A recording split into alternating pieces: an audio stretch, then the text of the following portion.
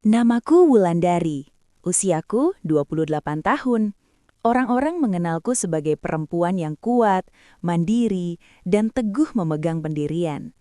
Namun tidak banyak yang tahu, semua kekuatan itu lahir dari kehilangan. 10 tahun lalu, ayahku, Bagus Irawan, meninggal dunia. Sejak hari itu, hidupku tidak lagi sama.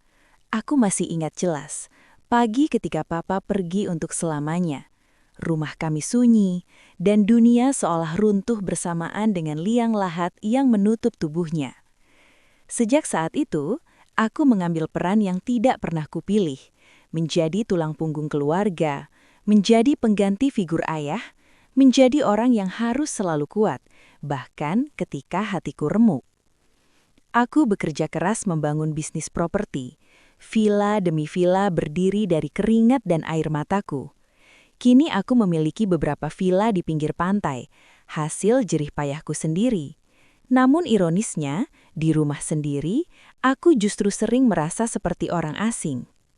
Sebelum kisah ini dimulai, pastikan kamu tidak sendirian. Jika kamu pernah merasa selalu diminta mengalah demi keluarga, selalu dituntut kuat tanpa pernah ditanya kabarnya, klik like, subscribe, dan nyalakan lonceng notifikasi. Karena kisah ini mungkin bukan hanya cerita kami, tapi juga cerita hidupmu. Awalnya, aku tidak langsung menyadari ada yang berubah. Semua terasa biasa saja. Rumah itu masih rumah yang sama. Meja makan masih di sudut yang sama. Suara langkah kaki mama masih terdengar setiap pagi. Namun, ada sesuatu yang tidak lagi sama. Aku mulai menyadarinya dari hal-hal kecil. Dari tatapan yang cepat dialihkan, dari suara yang tiba-tiba dikecilkan, dari kalimat yang terpotong begitu aku muncul di ambang pintu. Beberapa kali aku melihat mama duduk berhadapan dengan Arumi dan Rangga. Mereka berbincang pelan, terlalu pelan, seolah takut kata-kata itu sampai ke telingaku. Setiap kali aku melangkah mendekat, percakapan itu berhenti, hening. Mama akan berdiri, pura-pura sibuk di dapur. Arumi akan menunduk memainkan ponselnya. Rangga tersenyum kaku, senyum orang yang baru saja ketahuan menyembunyikan sesuatu. Aku menanyakan hal sepele. Lagi ngobrol apa, Mah? Mama hanya menjawab singkat. Nggak apa-apa, hal kecil saja. Aku mengangguk, memilih percaya. Karena dalam pikiranku saat itu, keluarga tidak mungkin menyembunyikan sesuatu dariku. Aku salah. Hari demi hari berlalu. Bisikan itu semakin sering, semakin lama. Kadang terjadi pagi hari sebelum aku berangkat kerja. Kadang malam, saat aku pulang dengan tubuh lelah dan kepala penuh beban. Aku mulai berasa seperti tamu di rumah sendiri. Sampai suatu sore, aku pulang lebih cepat dari biasanya. Langkah kakiku terhenti di lorong. Aku mendengar satu kata. Satu kata yang membuat dadaku mengeras. Pernikahan. Aku berdiri terpaku. Tidak masuk ke ruang tengah, tidak juga berani bertanya. Aku hanya mendengar. Mereka membicarakan tanggal, gedung, undangan, busana. Semua itu dibahas begitu detail, begitu serius, seolah sudah direncanakan sejak lama. Dan saat itu, aku sadar, ini bukan pembicaraan pertama, ini bukan diskusi dadakan. Ini sudah sering mereka lakukan, berulang kali, tanpa aku. Hatiku terasa diremas. Aku adalah kakaknya. Aku adalah anak pertama. Aku adalah orang yang selama ini berdiri paling depan ketika keluarga kami goyah. Namun dalam pembicaraan sepenting ini, aku tidak dianggap ada. Tidak ada yang memanggilku. Tidak ada yang bertanya pendapatku. Tidak ada yang bahkan sekadar memberitahu. Aku teringat sesuatu yang menyakitkan. Setiap bulan, aku yang membayar listrik. Aku yang membayar air. Aku yang memastikan dapur tetap berasap. Aku yang menanggung sekolah Arumi. Aku yang membayar cicilan ini dan itu. Namun untuk membicarakan masa depan Arumi, namaku bahkan tidak disebut. Mama seolah lupa, atau mungkin memilih lupa. Aku melangkah masuk. Mereka terdiam. Tatapan mereka bertemu. Mama tampak gugup. Arumi tersenyum tipis. Rangga berdiri seolah ingin pamit. "Ada apa?" tanyaku pelan. Mama menjawab, "Nanti saja dibicarakan." Kalimat itu sederhana, tapi rasanya seperti pintu yang ditutup tepat di wajahku. Aku mengangguk, tidak bertanya lagi. Aku masuk ke kamarku, menutup pintu, duduk di tepi ranjang. Dan untuk pertama kalinya setelah sekian lama, aku merasakan sesuatu yang sangat asing. Aku merasa tidak dibutuhkan. Aku hanya diam, menelan perasaan yang perlahan berubah menjadi luka. Luka yang tidak berdarah, namun perihnya menjalar ke seluruh dada. Hari ketika semuanya akhirnya diucapkan dengan terang, justru menjadi hari ketika aku paling ingin berpura-pura tidak mendengar apapun. Pagi itu, Mama memanggilku ke ruang tengah. Nada suaranya datar, tapi sorot matanya seperti menyimpan keputusan yang sudah bulat. "Wulan, duduk dulu," katanya. Aku menuruti. Arumi sudah duduk di sebelah Mama. Rangga berdiri tak jauh dari kami. Tangannya saling menggenggam, gelisah tapi yakin. Mama menarik napas panjang. "Soal pernikahan Arumi, kita sudah sepakat pakai villa di pantai itu." Kata kita meluncur begitu saja, seolah aku memang sudah termasuk sejak awal. Aku menatap Mama. "Mah, villa yang mana, Mah?" Mama menoleh sekilas lalu menjawab ringan. "Yang biasa itu, yang sering keluarga pakai." Dadaku mengencang. Aku tahu persis villa mana yang dimaksud. Villa yang kubeli dengan cicilan bertahun-tahun. Villa yang kubangun saat malam-malamku habis untuk menghitung angka dan menahan lelah. "Mah," ucapku pelan, mencoba tetap tenang. "Itu villa aku, Mah." Arumi langsung menyelah. "Ya, tapi kan itu villa keluarga, Kak. Dari dulu juga kita pakai bareng." Kalimat itu seperti pisau, tidak diucapkan dengan marah, justru terlalu ringan. Aku menoleh ke Arumi. "Arum, itu bukan warisan papa. Itu bukan aset keluarga. Aku beli sendiri."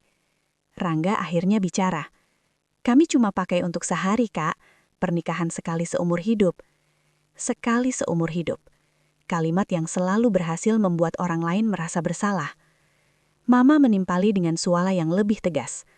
"Wulan, kamu ini kakaknya. Masa soal tempat saja harus dihitung-hitung?" Aku terdiam. Di kepalaku berkelebat angka-angka, jadwal booking, tamu asing, kontrak. Namun tidak satu pun dari itu keluar dari mulutku.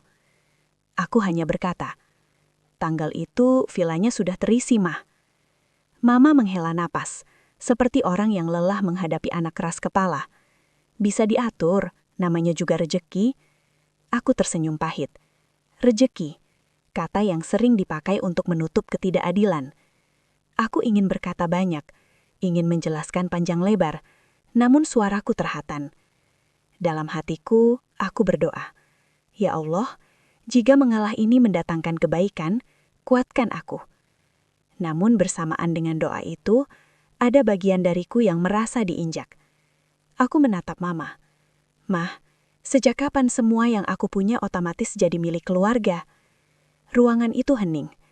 Mama menatapku lama, lalu berkata lirih namun menusuk, "Sejak kamu jadi anak pertama." Kalimat itu mematahkan sesuatu di dadaku. Menjadi anak pertama berarti selalu kuat, selalu mengerti, selalu mengalah. Aku menunduk, menahan air mata. "Baik," kataku akhirnya. Satu kata, paling singkat, paling menyakitkan. Arumi tersenyum lega. Rangga mengangguk sopan. Mama terlihat tenang. Tidak satu pun dari mereka bertanya, apa yang kurasakan. Aku berdiri, melangkah ke kamarku. Di balik pintu tertutup, aku bersujud. Air mataku jatuh ke sajadah. "Ya Allah, aku sudah berusaha menjadi anak yang berbakti. Jika hari ini aku harus mengalah lagi, jagalah hatiku agar tidak berubah menjadi dendam." Namun dalam hatiku yang paling dalam, aku tahu, pengalahanku hari ini akan menagih harga yang sangat mahal. Malam itu aku tidak langsung tidur. Tubuhku rebah di ranjang, tapi pikiranku melayang jauh ke masa lalu. Ke masa ketika rumah ini masih terasa hangat. ke masa ketika aku belum belajar apa artinya mengalah demi semua orang. Ingatan itu datang pelan, seperti angin laut yang menyusup tanpa suara. Aku melihat diriku 10 tahun yang lalu, masih menjadi Wulandari kecil yang selalu berada di sisi Papa. Papa, Bagus Irawan, adalah lelaki yang jarang bicara keras, namun setiap ucapannya selalu membuatku merasa cukup. Aku ingat sore itu. Papa duduk di teras, menungguku pulang kerja paruh waktu. Saat aku mendekat, ia tersenyum lebar. "Capek, Nak?" tanyanya. Aku mengangguk.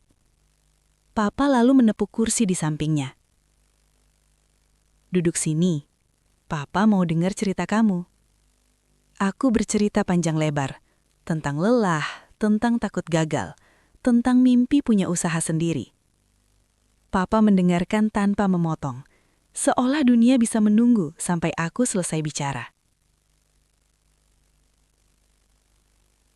"Wulan," kata Papa pelan, "kalau suatu hari Papa nggak ada, jangan pernah merasa kamu sendirian. Allah selalu jaga kamu." Kalimat itu kini terasa seperti nubuat. Saat Papa masih hidup, Mama berbeda. Ia lembut. Ia sering tersenyum. Ia memanggil namaku dengan penuh kasih. Aku adalah anak pertama, anak kebanggaan. Namun semua berubah setelah Papa pergi. Hari pemakaman itu, Mama berdiri kaku. Tangannya dingin, matanya kosong. Sejak hari itu, aku tidak lagi dipeluk. Aku tidak lagi ditanya kabar. Aku berubah fungsi, dari anak menjadi penumpang. Aku yang harus kuat. Aku yang harus bekerja. Aku yang harus menutup kekurangan. Dan entah kapan tepatnya, Arumi berubah dari adik menjadi pusat perhatian. Aku tidak iri. Sungguh, aku hanya bertanya dalam hati, kapan terakhir kali ada yang menanyakan keadaanku? Malam itu, air mataku jatuh tanpa suara.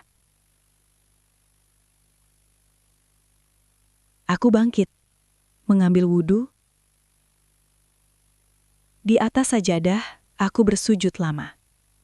Ya Allah, aku rindu menjadi anak.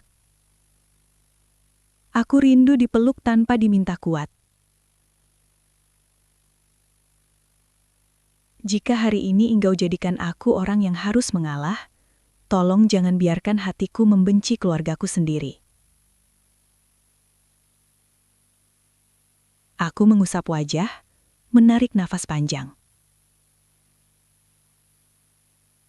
Aku tahu satu hal dengan pasti. Sejak Papa meninggal, aku tidak pernah benar-benar punya tempat untuk bersandar. Dan luka itu baru saja kembali terbuka. Aku tidak pernah menyangka konflik ini akan membesar sejauh ini. Awalnya hanya percakapan di dalam rumah, antara aku, Mama, dan Arumi. Namun entah sejak kapan, urusan kami berubah menjadi urusan keluarga besar.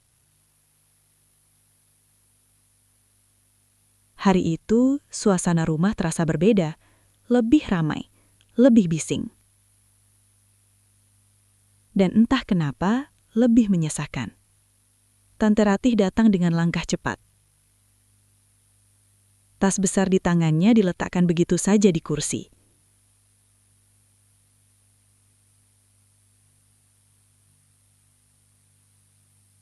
Wajahnya serius, seolah ia datang bukan untuk bersilaturahmi, melainkan untuk menyelesaikan perkara.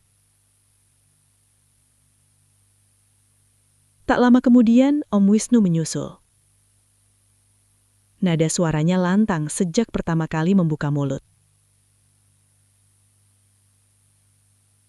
Aku sudah bisa menebak, Jika tante dan om sudah ikut duduk di ruang tengah, artinya aku harus bersiap. Bukan untuk didengar, tapi untuk diadili. Aku duduk di sudut sofa, posisi yang selalu sama. Seolah tanpa sadar, aku menempatkan diriku sebagai pihak yang bersalah. Tante Ratih membuka pembicaraan. Suaranya terdengar tenang, namun setiap katanya terasa tajam. "Wulan," katanya, "Tante dengar kamu keberatan soal villa untuk pernikahan Arumi."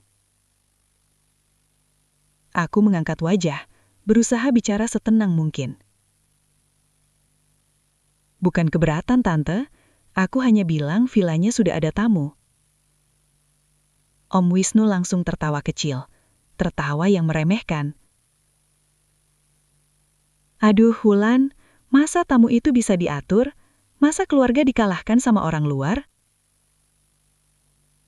Kata orang luar itu menghantamku, seolah aku lupa, aku sendiri mulai diperlakukan seperti apa. Mama ikut menimpali. "Kamu kan kakaknya Wulan, masa lihat adik sendiri menikah malah ribut soal tempat?" Dadaku mengencang. Aku ingin menjawab banyak hal, tentang kontrak, tentang tanggung jawab, tentang mimpi punya usaha sendiri. Namun yang keluar hanya satu kalimat pelan.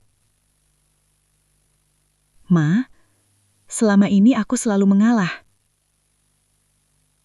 Tante Ratih menghela nafas panjang. "Justru itu, Wulan, kamu ini kakak, sudah seharusnya berkorban." Kata berkorban itu terdengar mulia, padahal selama ini artinya selalu sama. Aku yang mengalah, aku yang menahan, aku yang diminta memahami. Om Wisnu mencondongkan badan, suaranya lebih tegas. "Kamu jangan pelit, Wulan. Rezeki kamu besar, jangan perhitungan sama keluarga sendiri." Pelit. Kata itu membuat tenggorokanku tercekat. Aku menoleh ke Arumi, mencari satu saja pembelaan. Satu kalimat yang mengatakan aku tidak sendirian. Namun Arumi diam, menunduk, menggenggam jemarinya sendiri. Diamnya Arumi lebih menyakitkan daripada semua tuduhan. Aku menarik nafas panjang. Suaraku bergetar ketika akhirnya berbicara. "Sejak Papa meninggal, aku yang menanggung semuanya. Aku tidak pernah menolak membantu, aku hanya ingin dihargai." Namun kata-kataku seolah menguap. Tidak ada yang benar-benar mendengar. Tante Ratih menggeleng-geleng pelan. "Kamu ini terlalu sensitif, Wulan. Semua ini kan demi kebahagiaan Arumi." Selalu Arumi, selalu kebahagiaan adik. Mama menatapku lama, tatapannya datar. Lalu ia berkata dengan suara yang membuat hatiku runtuh. "Kalau papa kamu masih hidup, pasti papa juga minta kamu mengalah." Kalimat itu mematahkan sesuatu di dalam diriku. Aku menunduk. Air mataku menggenang. Papa tidak mengajari aku menjadi korban. Papa mengajari aku menjadi kuat. Namun, hari itu, kata kuat berubah makna, menjadi alasan untuk terus menekan. Aku mengangguk pelan, tidak membantah, tidak melawan. "Baik," ucapku lirih. Aku berdiri, melangkah menjauh dari mereka. Di balik pintu kamar, aku bersandar. Nafas terasa berat. Ya Allah, aku diuji oleh keluargaku sendiri. Hari itu aku mengerti. Aku tidak sedang diminta berkorban. Aku sedang diminta menghilangkan diriku sendiri. Hari itu seharusnya menjadi hari biasa. Hari di mana aku melakukan rutinitas yang sudah kulakukan bertahun-tahun. Mengunjungi villa, memeriksa kesiapan unit, memastikan tamu-tamu mendapatkan pelayanan terbaik. Aku menyetir sendiri, menyusuri jalan menuju kawasan villa di pinggir pantai. Angin laut berembus pelan. Biasanya, tempat ini selalu memberiku ketenangan. Namun, entah kenapa, sejak pagi hatiku terasa tidak enak. Begitu mobilku berhenti di area parkir villa utama, aku langsung merasa ada yang janggal. Beberapa mobil terparkir rapi. Mobil yang tidak asing, mobil Mama, mobil Arumi, dan satu mobil yang belum pernah kulihat sebelumnya. Dadaku berdegup lebih cepat. Aku melangkah masuk. Langkahku pelan, namun setiap pijakan terasa berat. Dari kejauhan, aku mendengar suara ramai. Tertawa kecil, diskusi yang terdengar santai. Saat aku mendekat, aku melihat pemandangan yang membuat kakiku seakan terpaku di lantai. Mama duduk di kursi rotan ruang tamu villa. Arumi di sampingnya. Rangga duduk santai sambil membuka denah villa di atas meja. Dan di seberang mereka, duduk sepasang orang yang langsung kukenali sebagai calon mertua Arumi. Di meja tergeletak map, brosur villa, denah lokasi, bahkan jadwal booking. Jadwal booking milikku. Aku berdiri di ambang pintu. Tidak ada yang langsung menyadari kehadiranku. Ma, suaraku terdengar asing di telingaku sendiri. Semua kepala menoleh. Ekspresi Mama berubah sekejap. Namun hanya sesaat. Lalu kembali datar. "Oh, Wulan," katanya singkat. Tidak ada rasa bersalah, tidak ada rasa sungkan. Arumi tersenyum kecil. "Kak, kebetulan banget." Kata kebetulan itu terasa seperti ejekan. Aku menatap meja. Denah villa, tanggal yang sudah kutandai berbulan-bulan lalu. Tanggal itu, tanggal pernikahan Arumi. Dan tanggal yang sama, villa-villa ini sudah terbooking, ucapku akhirnya. Suaraku tegas, meski dadaku bergetar. Ruangan mendadak sunyi. Aku melanjutkan. 12 unit, rombongan turis dari Jerman. Kontraknya sudah lama. Calon mertua Arumi saling pandang. Rangga mengernyit. "Tapi ini kan cuma sementara, Kak," kata Arumi pelan. "Nanti kan bisa diatur." Diatur. Kata itu lagi. Aku menggeleng pelan. Ini bukan soal bisa atau tidak. Ini soal tanggung jawab. Kontrak internasional, Arumi. Mama menghela nafas. Nada suaranya terdengar tidak sabar. "Wulan, masa kamu mau bikin ribet pernikahan adik sendiri?" Aku tercekak. Aku bukan ingin bikin ribet. Aku hanya ingin dihormati. "Ma," kataku lirih namun berusaha tegas. "Aku yang bertanggung jawab atas tamu-tamu itu. Kalau dibatalkan, ada konsekuensi besar." Rangga berdiri. Nada suaranya berubah lebih keras. "Tapi ini kan acara keluarga. Sekali seumur hidup." Sekali seumur hidup. Seolah-olah hidupku tidak pernah diisi pengorbanan yang berulang-ulang. Aku menatap satu persatu wajah di hadapanku. Tidak ada yang benar-benar berada di pihakku. Calon mertua Arumi tersenyum tipis. "Kami kira villa ini milik keluarga." Kalimat itu menghantamku keras. Aku menarik nafas panjang. "Villa ini milik saya," ucapku pelan namun jelas. Saya yang membangun, saya yang mengelola, saya yang bertanggung jawab penuh. Hening.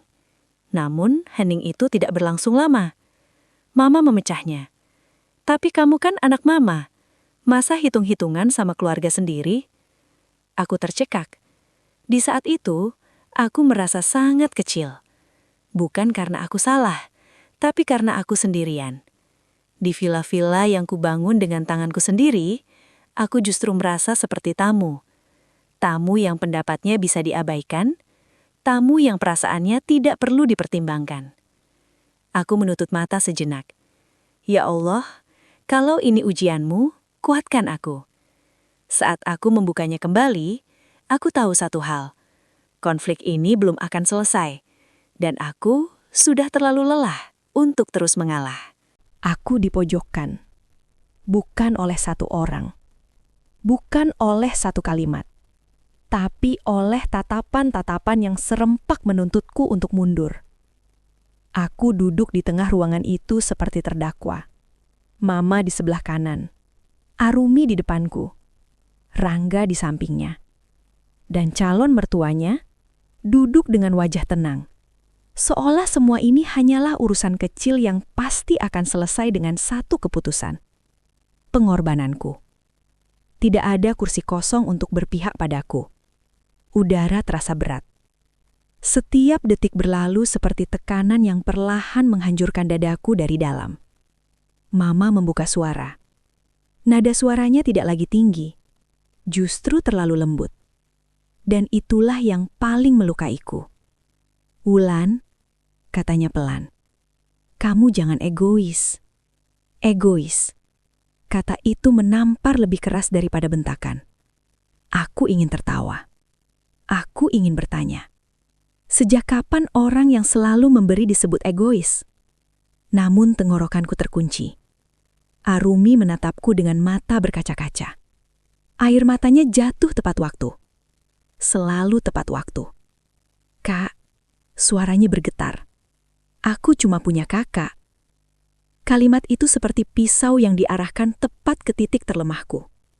Karena selama ini, akulah yang selalu memastikan ia tidak merasa sendirian. Rangga ikut bersuara.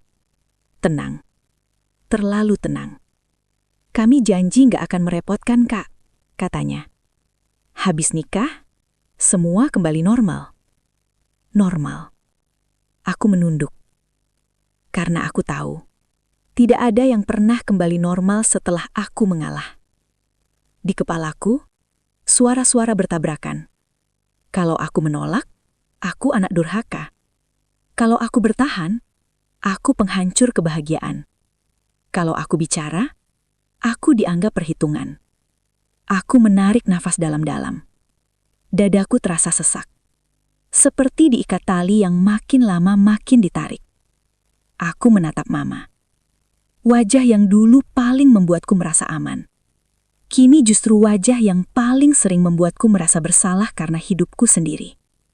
"Ma," suaraku hampir tak terdengar.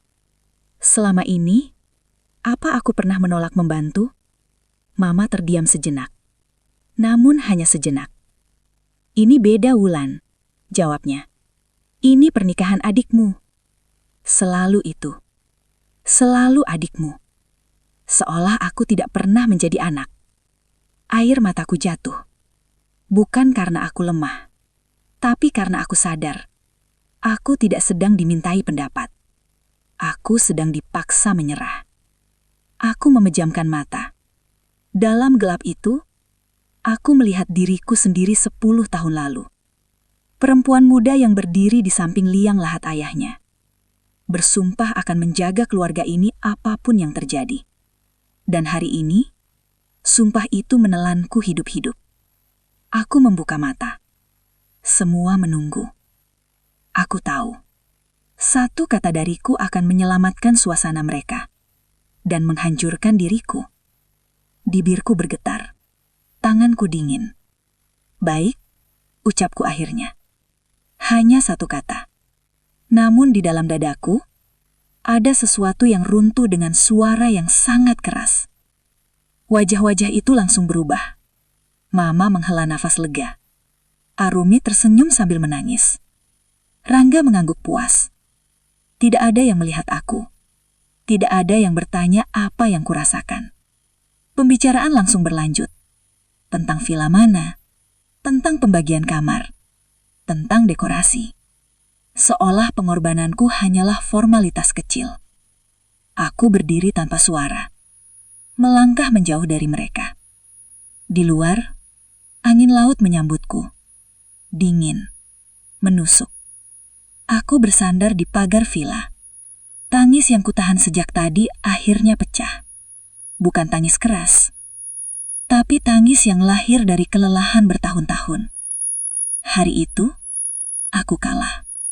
Bukan karena aku tidak mampu melawan, tapi karena aku terlalu lama mencintai orang-orang yang terus menuntutku untuk menghilang. Aku menyeka air mata, menatap laut yang tak pernah memintaku menjadi apapun selain diriku sendiri. Dan di sanalah, di antara isak yang tersisa, aku berjanji pada diriku sendiri.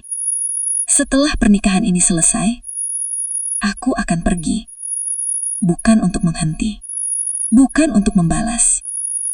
Tapi karena jika aku tetap tinggal, aku akan benar-benar hilang. Hari itu, aku kalah. Namun hatiku akhirnya memilih untuk tidak ikut mati. Tidak ada yang melihat bagian ini, karena pengorbanan selalu sunyi. Setelah keputusan itu diambil, semuanya bergerak cepat. Terlalu cepat untukku yang masih berusaha bernafas dari luka babak sebelumnya. Telepon demi telepon masuk ke ponselku. Manajer operasional villa, agen perjalanan, koordinator tur. Nada suara mereka tidak panik. Mereka profesional. Dan justru itulah yang membuat hatiku makin hancur. Bu Ulan, suaranya terdengar hati-hati. Kami perlu kepastian. Rombongan Jerman sudah konfirmasi ulang jadwal. Aku menutup mata. Tanggal itu. Tanggal yang sama dengan pernikahan Arumi. Tanganku gemetar saat menjawab. Batalkan. Satu kata lagi. Satu kata yang kembali merampas sesuatu dariku. Di ujung sana, hening sejenak. Baik, Bu, katanya akhirnya. Namun sesuai kontrak, ada penalti. Aku tahu. Aku hafal setiap pasalnya. Akulah yang menandatangani kontrak itu dengan penuh tanggung jawab. Refund, penalti, ganti rugi reputasi. Angkanya tidak kecil, 300 juta rupiah. Bukan uang yang membuatku gemetar. Aku mampu. Yang menghancurkan adalah kenyataan ini.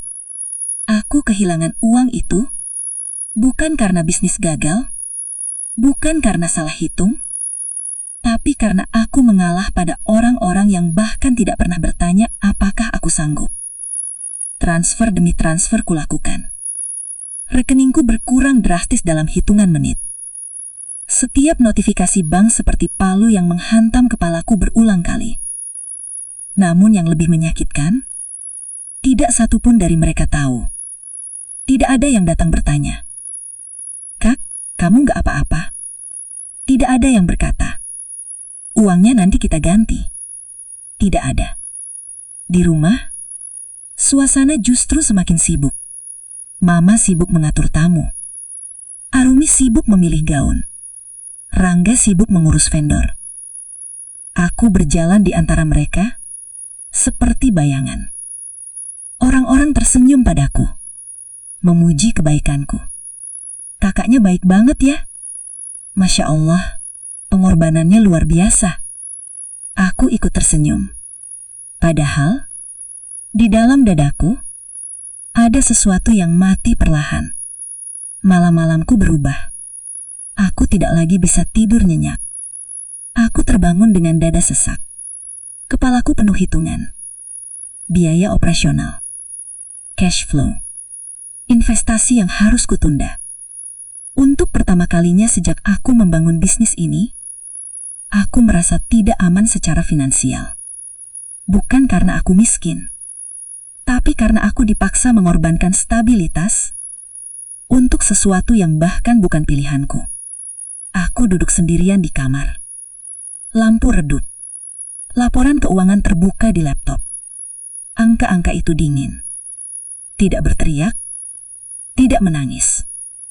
Namun, justru itulah yang membuatku ingin runtuh. Ya Allah, aku bekerja siang malam bukan untuk ini. Aku menatap pantulan wajahku di layar hitam laptop. Mata cekung, wajah lelah.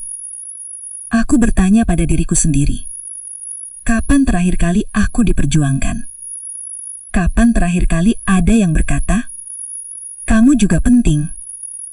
Jawabannya, kosong. Pernikahan itu semakin dekat. Semua tampak indah dari luar. Dan aku mulai menghitung hari. Bukan menuju acara bahagia itu, tapi menuju kebebasan diriku sendiri. Karena hari itu, aku sadar pengorbanan yang tidak dihargai akan selalu berujung pada kehancuran. Finansialku terguncang, batinku remuk. Dan yang paling menyakitkan, aku hancur di tengah keluarga yang bahkan tidak menyadari bahwa mereka telah mengambil terlalu banyak dariku. Hari itu akhirnya tiba. Hari yang disebut semua orang sebagai hari bahagia. Gedung pernikahan berdiri megah. Bunga-bunga segar memenuhi setiap sudut. Lampu kristal berkilauan, seolah ikut merayakan cinta. Semua tampak sempurna. Terlalu sempurna, sampai rasanya menyakitkan. Aku datang lebih awal, berdiri di sudut ruangan, mengenakan kebaya yang kupilih tanpa benar-benar ingin. Wajahku tersenyum, tubuhku hadir, namun jiwaku tertinggal entah di mana. Tamu-tamu berdatangan, ucapan selamat mengalir deras. Kakaknya Arumi ya? Masya Allah, kelihatan banget keluarga harmonis. Keren ya, kakaknya sukses tapi tetap rendah hati. Aku mengangguk, tersenyum lagi. Tidak ada yang tahu, setiap senyum itu terasa seperti retakan kecil di dadaku. Aku melihat Arumi dari kejauhan. Ia tampak cantik, benar-benar bahagia. Gaun putihnya berkilau, langkahnya ringan, wajahnya berseri. Dan anehnya, aku tidak membencinya. Yang kurasakan justru hampa, kosong, seperti seseorang yang telah memberikan segalanya, namun tidak lagi memiliki apapun untuk dirasakan. Mama mondar-mandir dengan wajah lega. Sesekali ia tersenyum ke arahku. Tatapan itu bukan tatapan terima kasih, melainkan tatapan puas. Seolah semua yang terjadi hari ini memang sudah seharusnya begitu. Aku duduk di kursi keluarga, di barisan depan. Tepuk tangan menggema saat akad diucapkan. Tangis haru terdengar dari beberapa sudut ruangan. Aku ikut tepuk tangan. Tanganku bergerak otomatis. Namun di dalam kepalaku, yang terputar justru hal lain. Angka-angka, kontrak, transfer, vila-vila yang kosong, dan diriku sendiri yang semakin terasa asing. Saat doa dibacakan, aku menunduk lebih dalam. Bukan karena haru, tapi karena aku takut. Jika aku menatap ke depan terlalu lama, air mataku akan jatuh di tempat yang tidak seharusnya. Ya Allah, aku sudah melakukan yang mereka minta. Kalau ini benar, kuatkan aku. Kalau ini salah, ampuni aku. Aku tidak meminta balasan, tidak meminta dipuji. Aku hanya ingin rasa sakit ini tidak sia-sia. Resepsi berlangsung meriah. Foto keluarga, tawa, pelukan. Arumi memelukku erat. "Terima kasih ya, Kak," bisiknya. Aku membalas pelukan itu. Tanganku menepuk punggungnya pelan. "Iya," jawabku singkat. Hanya satu kata, karena kalau aku menambah satu kalimat lagi, aku mungkin akan runtuh di sana. Saat malam semakin larut, aku melangkah keluar gedung. Udara dingin menyambutku, lebih jujur daripada semua senyum di dalam sana. Aku berdiri sendiri, mendengar gema musik dari kejauhan. Hari bahagia itu tidak meninggalkanku dengan rasa bangga. Ia meninggalkanku dengan satu kesadaran pahit. Aku telah hadir sepenuhnya di hari terpenting orang lain. Namun tidak ada satupun yang bertanya, apakah aku baik-baik saja? Dan di tengah kemegahan itu, aku akhirnya mengerti. Pernikahan itu sukses besar. Namun hatiku ambruk tanpa suara.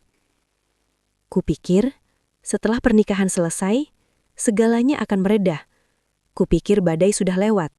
Kupikir lukaku akan perlahan sembuh. Ternyata aku salah.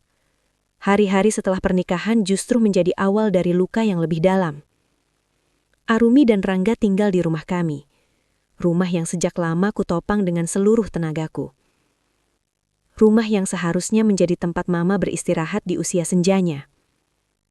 Namun suasana rumah berubah drastis. Tawa yang dulu sederhana kini terdengar dibuat-buat. Obrolan hangat berganti perintah. Dan Mama perlahan tidak lagi diperlakukan sebagai ibu. Pagi-pagi sekali aku sering mendengar suara Rangga di ruang tengah. "Bu, kopinya kurang panas." "Bu, bajuku belum disetrika." "Bu, ini kenapa belum rapi?" Nada suaranya datar, tanpa hormat, tanpa rasa bersalah. Mama mengangguk saja, bergegas ke dapur, ke kamar, ke sana kemari. Arumi diam. Ia duduk sambil memainkan ponselnya. Sesekali menoleh, namun tidak pernah berkata, "Bu, istirahat saja." Hatiku mulai bergetar setiap kali melihat itu. Mama yang dulu duduk di ruang tamu dengan tersenyum, kini lebih sering ditemukan di dapur, dengan punggung sedikit membungkuk, dengan nafas yang terdengar lebih pendek. Suatu sore aku pulang lebih cepat, dan aku melihat Mama menyapu halaman. Keringat membasahi pelipisnya. Tangannya gemetar. "Mah," panggilku pelan. Aku tahu sumber bahagia mereka adalah aku. Tapi kini, malah seperti menginjak kebahagiaan mereka sendiri. Dan di tengah kebingungan itu, aku akhirnya menyadari, Mama tidak pernah menuntut apapun. Tapi matanya berbicara. Tatapan lelah itu tanpa kata. Tatapan yang meminta tolong, tanpa harus meminta. Dan disitulah aku tahu, aku harus berbuat sesuatu. Aku harus memberitahu mereka, kalau kebahagiaan seseorang tidak boleh menjadi alasan untuk melukai orang lain. Karena kini, aku tidak hanya menghadapi tekanan keluarga, tapi juga perhatian dari orang-orang yang mungkin melihat sisi lain dari cerita ini. Keputusan itu tidak lahir dari satu malam penuh emosi. Ia tumbuh perlahan, dari kelelahan yang menumpuk, dari luka yang terus dibiarkan terbuka. Setiap pagi aku bangun dengan dada berat. Rumah ini tidak lagi terasa seperti rumah. Lebih mirip tempat singgah yang menuntut tanpa memberi ruang bernapas. Aku tidak lagi betah duduk di ruang tamu. Setiap suara langkah membuatku waspada. Setiap percakapan terasa seperti beban. Dan yang paling menyakitkan, aku mulai merasa keberadaanku mengganggu. Suatu pagi, aku melihat Arumi menatapku dari ujung dapur. Tatapannya datar. Tidak ada lagi kehangatan adik. Rangga lewat di belakangnya. Tidak menyapaku. Tidak menatapku. Aku berdiri di sana, seperti bayangan. Hari itu, saat semua orang keluar rumah, aku masuk ke kamar, menatap sekeliling.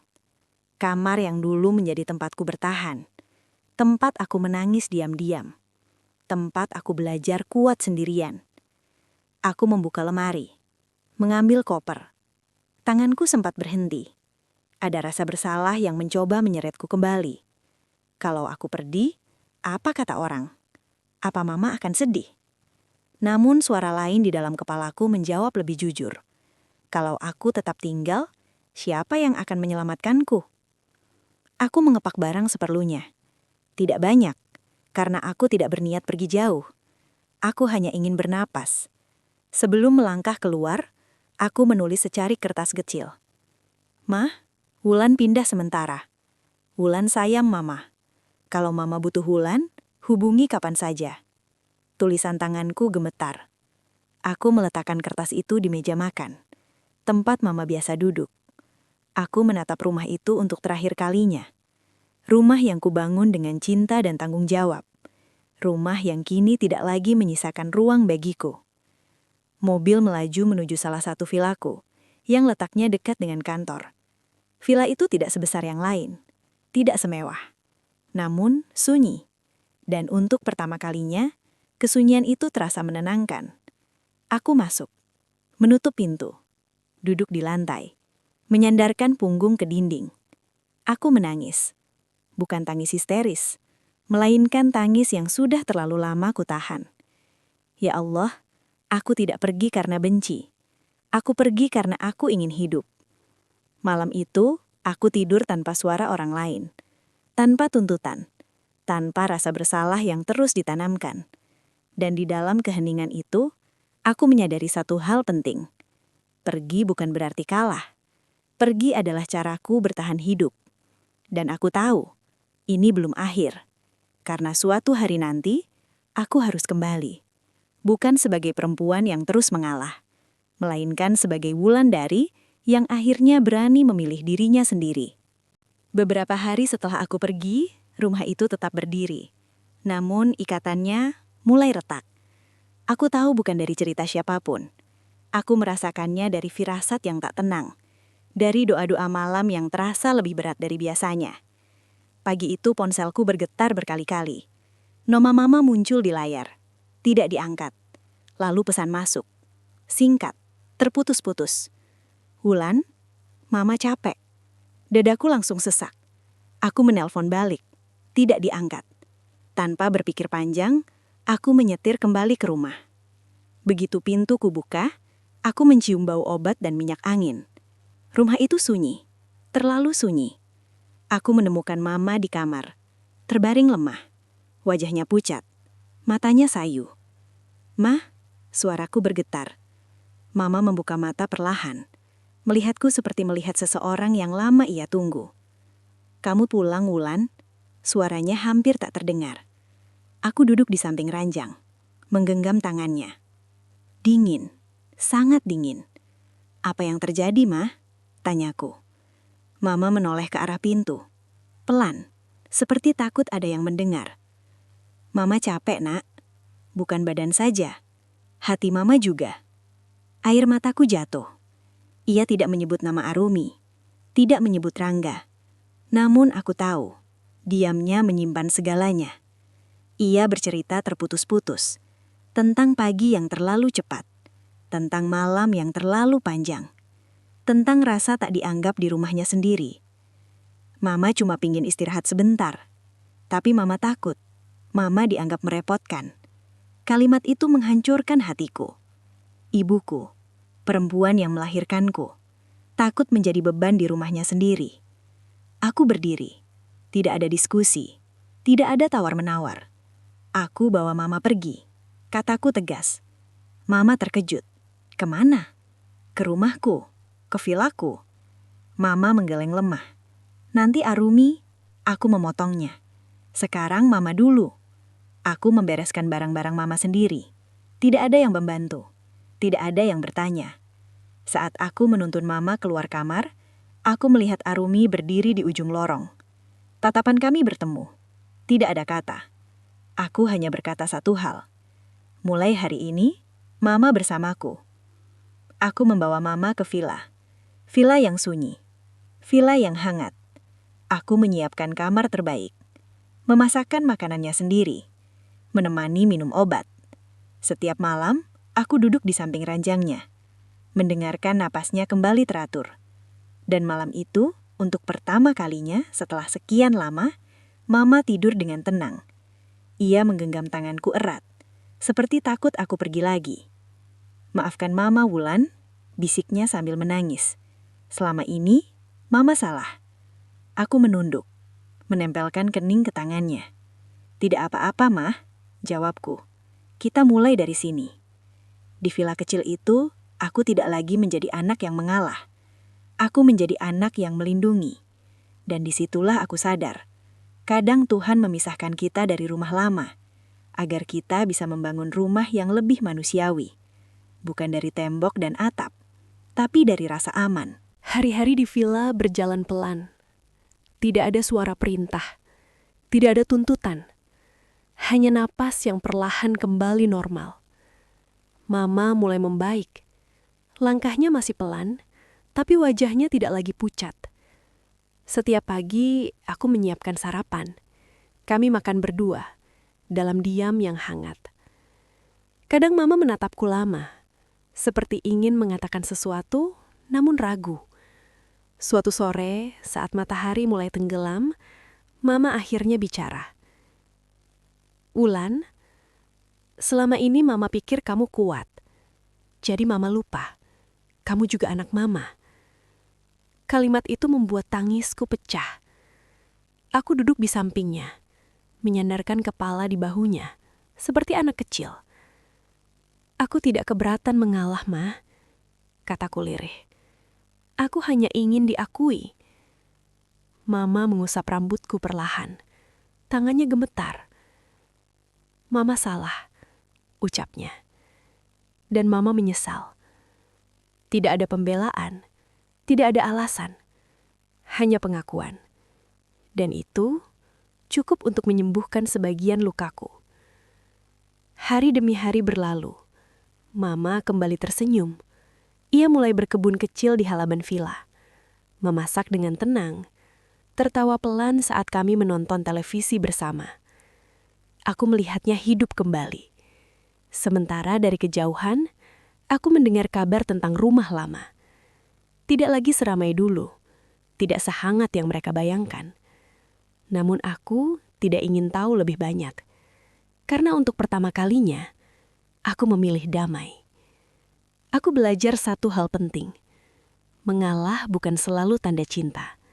Kadang itu hanya tanda bahwa kita lupa mencintai diri sendiri. Aku, Wulandari, akhirnya mengerti. Aku tidak harus selalu mengalah untuk dianggap anak yang baik. Aku hanya perlu menjadi manusia yang berani menjaga batasnya. Dan di villa sederhana itu, bersama Mama, aku menemukan rumah yang sesungguhnya. Bukan rumah yang besar, bukan rumah yang megah, tapi rumah yang tidak meminta aku mengorbankan diriku sendiri. Waktu terus berjalan, tidak menunggu siapapun. Di villa kecil itu, hidup kami perlahan menemukan ritmenya. Mama semakin kuat. Langkahnya tidak lagi gemetar. Tawanya kembali utuh. Namun ada hal lain yang ikut berubah. Diriku sendiri. Aku tidak lagi mudah terkejut saat ponsel berbunyi. Tidak lagi merasa bersalah ketika menolak. Dan yang paling terasa, aku tidak lagi takut disebut egois. Suatu sore, Mama duduk di teras, menatap laut yang berkilau diterpa matahari senja. "Ulan," katanya pelan. Mama sudah lama ingin bilang satu hal. Aku menoleh. Mama ingin pulang. Kalimat itu membuat dadaku bergetar. Bukan karena takut, tapi karena aku tahu ini bukan pelarian lagi. Bukan sekarang, tapi nanti, saat Mama benar-benar siap. Aku menggenggam tangannya, mengangguk. Apapun keputusan Mama, Wulan dukung. Mama tersenyum, bukan senyum lemah, melainkan senyum perempuan yang akhirnya berdiri di atas kakinya sendiri. Di saat yang sama, aku menyadari sesuatu yang pahit namun jujur. Aku tidak bisa menyelamatkan semua orang. Aku hanya bisa menyelamatkan orang yang mau diselamatkan. Tentang Arumi, aku tidak lagi menyimpan amarah. Namun juga tidak lagi berharap. Jika suatu hari ia menyadari, aku akan menyambutnya sebagai adik, bukan sebagai panggungan. Dan jika tidak, aku sudah berdamai. Malam itu aku berdiri sendiri di balkon villa. Angin laut menyentuh wajahku. Aku mengingat semua yang telah kulewati. Pengorbanan, tangis, pengkhianatan yang dibungkus kata keluarga. Lalu aku tersenyum kecil. Bukan karena semuanya baik-baik saja, tapi karena aku selamat. Aku, Wulandari, akhirnya mengerti satu hal paling penting dalam hidupku. Cinta tidak pernah meminta kita menghilangkan diri sendiri. Dan keluarga seharusnya menjadi tempat pulang, bukan tempat kita terus diuji sampai hancur. Jika hari ini aku tampak kuat, itu bukan karena aku selalu mengalah, tapi karena aku akhirnya berani berkata, "Cukup." Dan sejak saat itu, hidupku benar-benar bermulai. Suatu pagi, aku terbangun tanpa rasa sesak, tanpa beban yang menempel di dada. Matahari masuk perlahan melalui jendela villa. Cahayanya lembut, tidak memaksa. Aku duduk di tepi ranjang, menarik napas panjang. Dan untuk pertama kalinya, aku tidak merasa harus menjadi siapapun. Tidak harus jadi kakak yang selalu mengalah. Tidak harus jadi anak yang menanggung semuanya. Tidak harus jadi perempuan kuat setiap saat. Aku hanya menjadi Wulan. Mama sudah bangun lebih dulu. Ia sedang menyiram tanaman kecil di halaman. Gerakannya tenang. Wajahnya damai. Pemandangan itu membuat mataku panas. Bertahun-tahun, aku takut kehilangan keluarga. Takut dicap durhaka. Takut dianggap egois. Namun pagi itu aku sadar, aku tidak kehilangan apapun. Aku tidak kehilangan adik. Aku hanya berhenti memikul hidupnya. Aku tidak kehilangan ibu. Aku justru mendapatkannya kembali. Dan aku tidak kehilangan rumah. Aku akhirnya menemukan rumah yang sesungguhnya. Tempat aku tidak perlu mengorbankan diriku sendiri.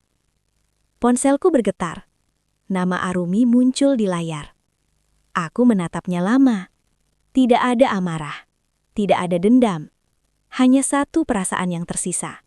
Tenang. Aku tidak mengangkatnya. Bukan karena benci, tapi karena aku sudah tidak lagi terikat oleh rasa bersalah. Jika suatu hari ia ingin bicara sebagai adik, aku akan mendengarkan. Tapi jika ia datang hanya untuk menuntut, aku tidak lagi tersedia. Aku melangkah keluar, berdiri di samping Mama. "Udara hari ini enak ya, Ma?" kataku. Mama tersenyum. "Iya, ringan." Kata itu, ringan. Seperti hidup yang akhirnya aku pilih sendiri. Aku menatap laut. Ombaknya datang dan pergi. Tidak ada yang memaksa laut untuk selalu tenang. Ia dibiarkan menjadi dirinya sendiri. Dan di sanalah aku berdiri. Sebagai perempuan yang pernah hancur, namun memilih utuh. Aku, Wulandari, akhirnya mengerti. Mengalah terus-menerus bukanlah bentuk cinta tertinggi. Keberanian menjaga diri sendiri, itulah bentuk cinta yang paling jujur. Dan mulai hari itu, aku hidup. Waktu tidak menyembuhkan segalanya, namun ia mengajarkan satu hal penting. Mana yang harus dipertahankan, dan mana yang harus dilepaskan. Hari-hari berlalu dengan sederhana. Aku kembali fokus pada pekerjaanku. Vila-vila itu kini tidak lagi terasa seperti beban, melainkan bukti bahwa aku mampu berdiri sendiri. Mama sering duduk di teras sore hari, membaca, berdoa, kadang hanya memandang langit tanpa berkata apa-apa. Suatu malam setelah sholat, Mama memanggilku. "Wulan, Mama ingin kamu tahu sesuatu." Aku duduk di depannya. Kalau dulu Mama terlalu keras, itu karena Mama takut kehilangan Arumi. Tapi Mama lupa, Mama hampir kehilangan kamu. Air mata mengalir di pipiku, tidak deras, tidak perih, hangat. "Aku sudah memaafkan, Ma," jawabku pelan. "Dan aku juga sudah memaafkan diriku sendiri." Mama memelukku. Pelukan yang tidak tergesa. Pelukan yang tidak menuntut. Pelukan seorang ibu kepada anaknya. Di dalam pelukan itu, aku merasa utuh. Tidak ada lagi peran yang harus kupikul. Tidak ada lagi luka yang harus kututup rapat. Aku tidak tahu bagaimana masa depan Arumi. Aku tidak tahu apakah kami akan sedekat dulu. Namun untuk pertama kalinya, aku tidak lagi merasa bertanggung jawab atas pilihan hidup orang lain. Karena aku telah memilih hidupku sendiri. Dan di titik itu, aku mengerti makna sebenarnya dari mengalah. Mengalah bukan berarti terus menyerah. Mengalah yang sejati adalah berhenti melukai diri sendiri demi menyenangkan semua orang. Aku, Wulandari, akhirnya berdamai. Dengan masa lalu, dengan keluarga, dan yang paling penting, dengan diriku sendiri. Aku pernah berpikir, menjadi anak baik berarti selalu mengalah. Menjadi kakak yang bertanggung jawab berarti menahan segalanya sendirian. Aku salah. Mengalah tanpa batas hanya membuat kita perlahan menghilang. Hari ini, aku belajar satu hal yang paling penting dalam hidupku. Mencintai keluarga tidak harus mengorbankan diri sendiri. Dan berbakti tidak berarti membiarkan diri terluka terus-menerus. Aku, Wulandari, pernah runtuh karena keluarga. Namun aku juga bangkit karena akhirnya berani memilih diriku sendiri. Jika kamu yang mendengar kisah ini pernah berada di posisi yang sama, selalu diminta mengalah, selalu disuruh kuat, selalu dianggap mampu, ingatlah satu hal. Kamu juga manusia. Kamu berhak lelah. Kamu berhak berkata cukup. Dan ketika kamu akhirnya memilih dirimu sendiri, itu bukan dosa. Itu adalah awal dari hidup yang lebih jujur. Terima kasih sudah mendengarkan kisahku. Semoga kisah ini menguatkan dan mengingatkan kita semua bahwa cinta yang sehat tidak pernah meminta kita kehilangan diri sendiri. Jika kisah Wulandari hari ini pernah menyentuh hatimu atau mungkin mencerminkan hidupmu sendiri, tolong tuliskan ceritamu di kolom komentar. Kami membaca, kami mendengar, dan kamu tidak sendirian. Jangan lupa like, subscribe, dan bagikan video ini kepada siapapun yang sedang belajar berani memilih dirinya sendiri. Karena mengalah tidak selalu berarti mencintai, dan kamu berhak hidup tanpa terus terluka. Sampai bertemu di kisah berikutnya.